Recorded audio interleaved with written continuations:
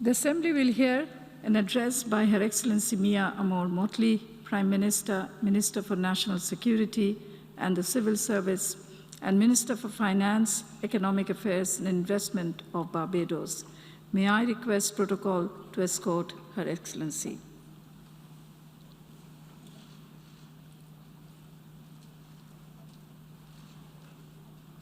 I have great pleasure in welcoming Her Excellency Mia Amor Mottley, Prime Minister, Minister for National Security and the Civil Service, and Minister for Finance, Economic Affairs and Investment of Barbados, and I invite her to address the General Assembly. Madam Prime Minister. Thank you very much, Madam Vice President. Please permit me at the outset to congratulate the Secretary General, Antonio Guterres, and the Deputy Secretary General, Mina Mohammed, on their reappointment to the post here, and also to the election of the President for this 76th General Assembly. If I use the speech prepared for me to deliver today, it would be a repetition of what you have heard from others and also from me.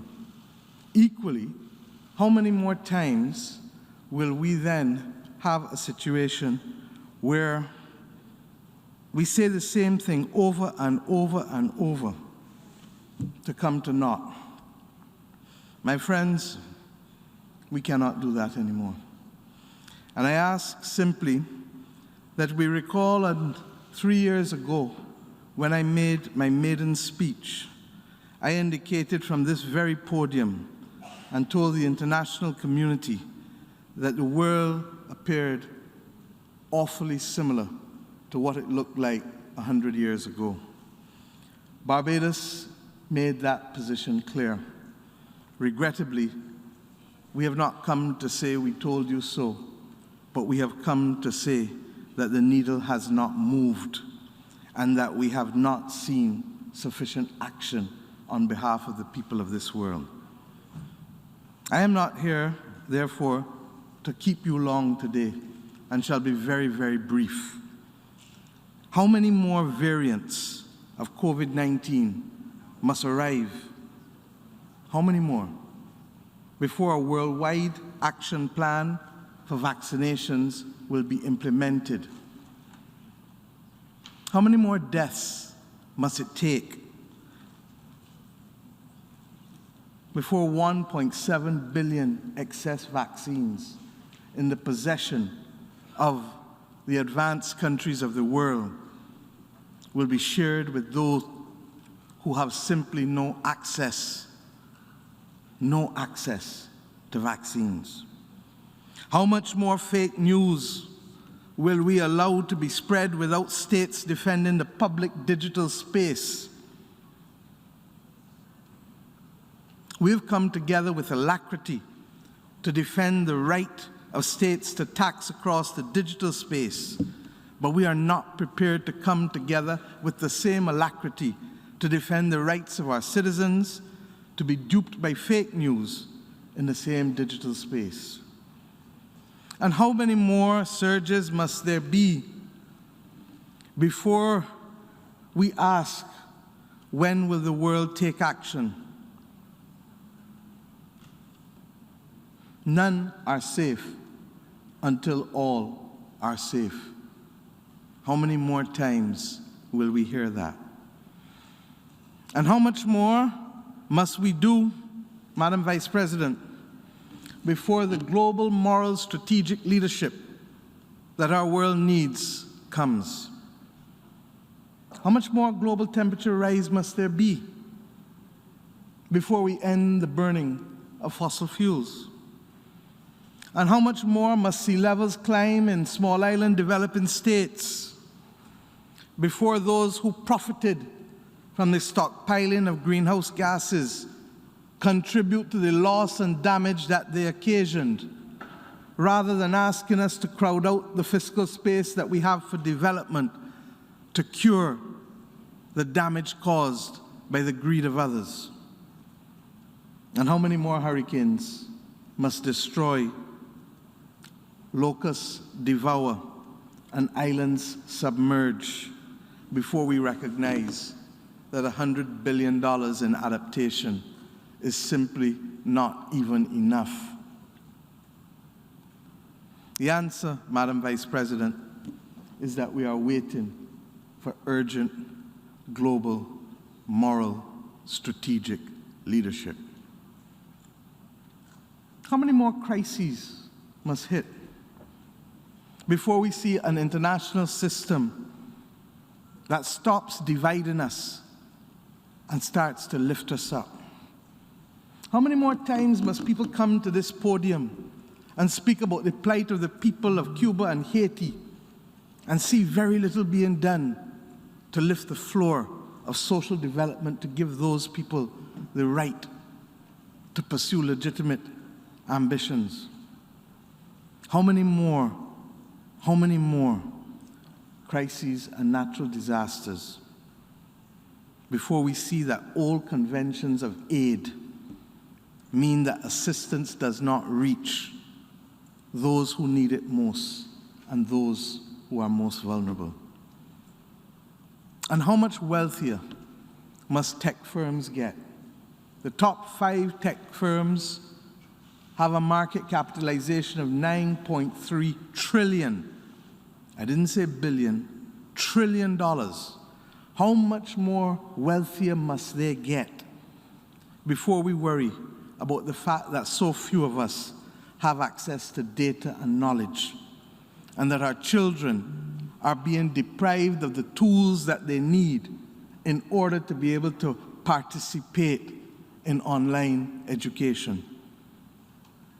The answer, Madam Vice President, is that we have the means to give every child on this planet a tablet, and we have the means to give every adult a vaccine, and we have the means to invest in protecting the most vulnerable on our planet from a changing climate, but we choose not to. It is not because we do not have enough. It is because we do not have the will to distribute that which we have. And it is also because, regrettably, the faceless few do not fear the consequences sufficiently. How many more leaders must come to this podium and not be heard before they stop coming? How many times must we address an empty hall of officials in an institution that was intended to be made for leaders to discuss with leaders the advancement necessary to prevent another great war or any of the other great challenges of our humanity? How many more times will we stand idly by and see women of color and men of color and women, period, be attacked at the leadership of international organizations disproportionately? And yes, how many more times must the great needs be met simply by nice words and not have before us the opportunity to see the goodwill that is necessary to prevent nationalism and militarism? The answer, Madam President, is that this age dangerously resembles that of a century ago. A time when we were on the eve of the Great Depression, and a time when we fought a similar pandemic, and a time when fascism and populism and nationalism led to the decimation of populations through actions that are too horrendous for us to even contemplate. Our world knows not what it is gambling with.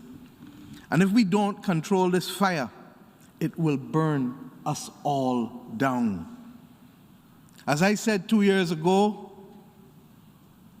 this is not science fiction. We heard the Secretary General make the same comment on Tuesday morning. This is our reality. It is not science fiction. And if the truth be told, the Secretary General's speech said it all. But who will stand in here and support him, to give him the mandate and our institutions, be it the WHO, the IMF, or the World Bank, or the regional development banks, or the development institutions, who will give them the mandate to go forward if we continue to refuse to summon the political will to confront what we know we must confront? I ask us, who in here will sign the new charter, a new charter for the 21st century that is appropriate for not the next 75, because the world in which we live moves too quickly. But let us try for the next 25 years to meet the needs of a 21st century, not the needs of the middle of the 20th century and the aftermath of a world war that none of us can really relate to today. In the words of Robert Nesta Marley, who will get up and stand up? Who will get up and stand up for the rights of our people? Who will stand up in the name of all those who have died during this awful pandemic? The millions. Who will stand up in the name of all those who have died because of the climate crisis? Or who will stand up for the small island developing states who need 1.5 degrees to survive as we go to COP26? Who will stand up? Not with a little token, but with real progress. And who will stand up for all in our countries who remain and suffer the indignity of unemployment and underemployment, and whose access to food is now compromised by increased food prices and increased transportation prices, and transportation, quite frankly, that is being manipulated. It is not beyond us to solve this problem. If we can find the will to send people to the moon and solve male baldness, as I've said over and over, we can solve simple problems like letting our people eat at affordable prices and making sure that we have the transport. We have been told that democracy is what matters in our country, and democracy is fundamentally an issue of the majority and numbers. But why don't we count who stands up in here? And why don't we take a reckoning for the numbers in here? My friends, it is against that background that I say to you, this is not 1945 with 50 countries. This is 2021 with many countries that did not exist in 1945, who must face their people and answer the needs of their people, who want to know what is the relevance of an international community that only comes and does not listen to each other, that only talks and will not talk with each other. It is against this background that I say that our voices must be heard and our voices must matter.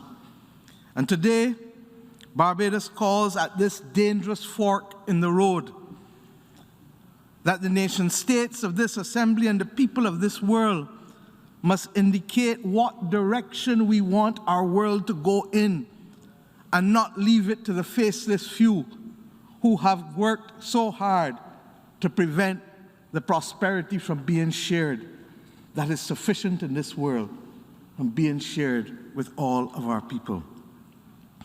I ask you today to support us, because we will bring a resolution in plenary to endorse the approach of Antonio Guterres as Secretary General. When I met with him 2 days ago, I told him we share the same philosophy. We want the same destination. The only issue is what road we take, and what are the obstacles in that road, and what are the potholes we must overcome. My friends, I fear we leave hunger in need of another hunger. One with real engagement, and one to secure real progress. That is what he called for on Tuesday. I regret that the token initiatives will not close the gap. On Monday morning, I said to the Prime Minister of the United Kingdom that I was a student in his country, and that as we got off the train, there would be a pre-recorded message each time that simply said, "Mind the gap." Let us, my friends, not only mind the gap, but determine as a global community of nations that numbers matter and that we have the population and the member states to send the signal of the direction that we want our world to go in at this dangerous moment. And let us do so with the calm assurance that those who labor in great causes never ultimately fail, but we must summon the courage to do it. I ask us, in the name of our people, to find the global moral strategic leadership. Global because our problems are global. Moral because we must do the right thing. And strategic because we cannot solve every problem of the world, but we must solve those within our purview immediately. Thank you.